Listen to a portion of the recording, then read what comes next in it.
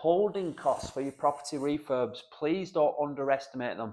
I mention it a lot to my mentees, but we're just in one of our latest projects now at the moment, and I thought I'd just do a quick video on holding costs, which will hopefully provide some people with some value. Like I always ask, about 80% of people that watch these videos aren't subscribers, so do me a big favor, you spend 2 or 3 seconds hitting that subscribe button, and you do us a big favor there. So, holding costs, then, you need to budget these in to your initial calculations. You'll hear it a lot. You always need to do your due diligence, your DD. So properties around here now are still going for what people would expect to be crazy prices. However, in probably about 20, 30, 40 years time, those crazy prices will seem like an amazing deal. But I'm going off topic there. The holding costs really need to be accounted for. So for this now, it took us just over 3 months, so 4, 8, 12, took us about 14, maybe 15 weeks to do the property, from obviously it being a complete mess to everything being done. Now, the biggest holding cost you'll always find is the finance element to it. So the holding costs for us here have been £533 per calendar month just for the finance, just for the interest. So again, what you'll find is, especially if you've never taken a bridging loan out, what the bridging loan people do is they'll always, or in our experience, 9 times out of 10, they will retain the interest right at the start. So although we haven't been paying £533 per calendar month each and every month, it's just that they took it out right at the start of the loan.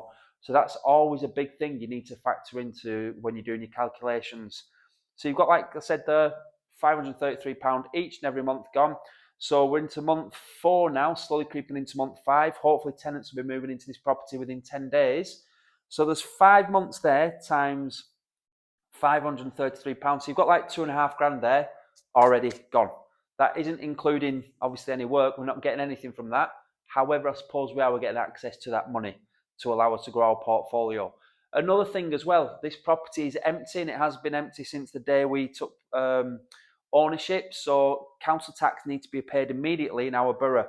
Wherever your borough is, wherever you're investing, always check whether they will allow you a grace period, an empty property grace period, or whether it needs to be paid immediately from day one, or even one of my mentees who invest probably about 20 miles away from us, one of my mentees, they have to settle any debt of the previous tenant, the previous owner. So just be aware of that, okay? And then straight away then it goes to 1.3. So 1.3, I mean, obviously they charge you 133%. So for us now, if this property is empty for more than 6 months, that's when it goes up to 130% of the property council tax value.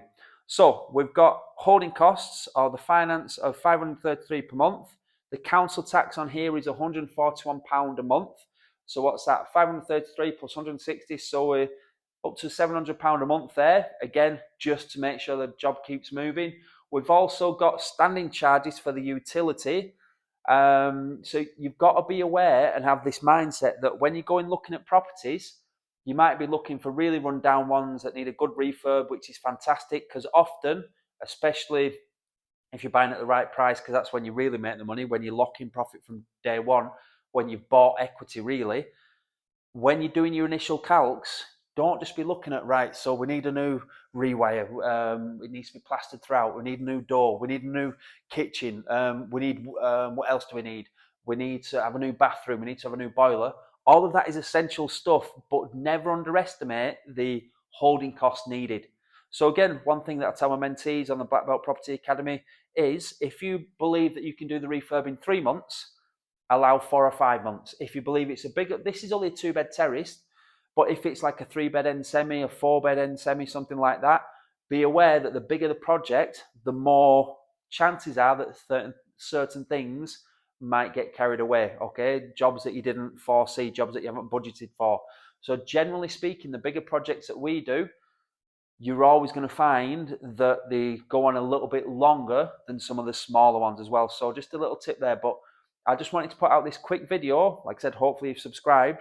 For anybody that's thinking about getting into the BRRR strategy, looking to build out the cash flow, looking to increase the passive income, and ultimately, obviously, like with our portfolio, generate that generational wealth, really, build that wealth piece that hopefully provide you with some value. But one more little recap, you've got to understand not just only how much things cost for your trades to come in, for your plumber to come in, how much your carpets cost and so on, you need to understand and factor in the holding costs, okay? Because sometimes we've had it before, probably about 18 months ago, we picked up the keys on, like a Friday, general Friday completion day, and it's been empty for 3 or 4 weeks before we've managed to get trades in because the trades were busy and we hadn't let them know in time.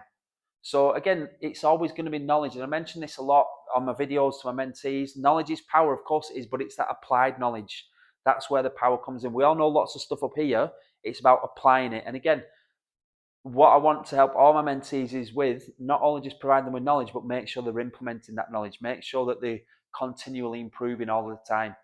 If you're interested in the Black Belt Property Academy or the Black Belt Property Accelerator, again, we're not just selling courses or anything like that. This is about a transformational growth. It's about taking you from white belt property investor through to black belt and beyond, really, okay? So there's more information in the link below, but good luck. Keep taking steps further forward and keep developing that black belt mindset. Make sure you subscribe. Take care.